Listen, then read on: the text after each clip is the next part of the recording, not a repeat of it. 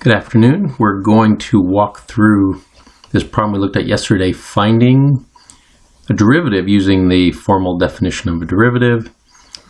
This one was a little more difficult because it was a square root function. All right, so remember we had f of x is the square root of 4x minus 3.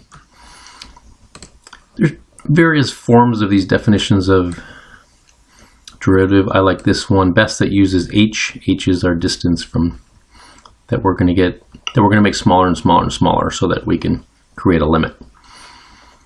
Okay, so remember this is you're taking your function and you're replacing it with x plus h, and then you're subtracting the function itself.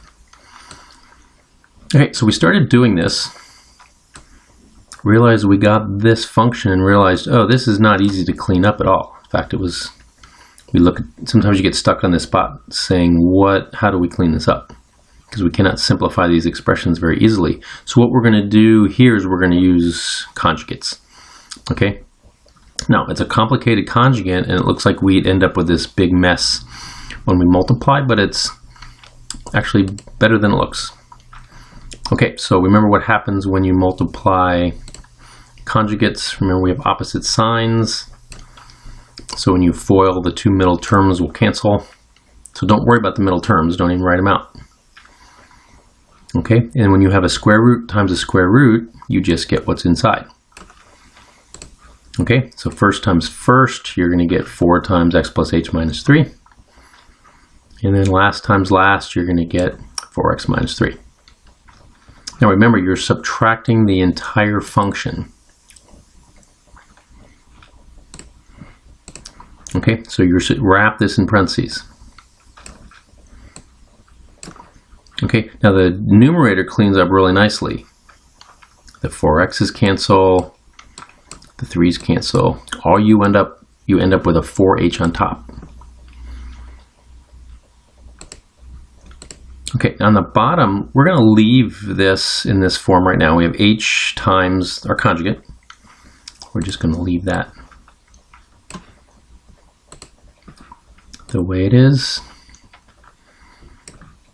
Okay, so remember we ended up with a 4h on top. That cancels out with the h on the bottom. We're left with 4 divided by this messy denominator. Okay, so the h's cancel when you're doing definition of derivative. When you get rid of this h on the bottom, then you're ready to take the limit because we no longer have a 0 in our denominator. So now you're simplifying this. You're going to set h as h, the limit as h approaches 0. So this h here will go away because it's 0. So notice you have the square root of 4x minus 3 plus the square root of 4x minus 3. Consider those to be like terms. You're going to have 2 of those square roots of 4x minus 3. Okay, and then you have a 4 on top, 2 on bottom. The derivative of our original function is now 2 over square root of 4x minus 3. Okay, so this one was especially tricky because you have to simplify using a conjugate. Now, I've already given you a heads up. There is an easier way. You're going to learn something called the chain rule. We talked about this where with the square root, go ahead and make that a fractional exponent. The chain rule says the derivative of the outside times the derivative of the inside. Okay, derivative of the outside, remember the outside is just x to the 1/2. So using our power rule, it's going to be 1/2 the function g of x to the negative 1/2. So this is the derivative of the outside with the inside still in it, times the derivative of the derivative of the inside. Well, that's the derivative of 4x minus 3 is just 4.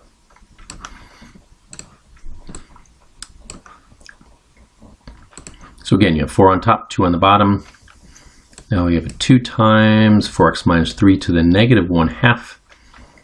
The negative exponent is attached to this piece, so all of that swings on the bottom. We get the same answer as we got up here. Okay, obviously chain rule is a bit quicker. Anyway, This was not obvious when we first looked at it, how to simplify this using definition of derivative, and it turns out that conjugates is the way to go. How do I get back to the top? There you go. All right, hope this helps. I can let me know if you want me to send you this file, but don't need to because you can probably watch the video as many times as you like. All right, hope that helped. Have a good day.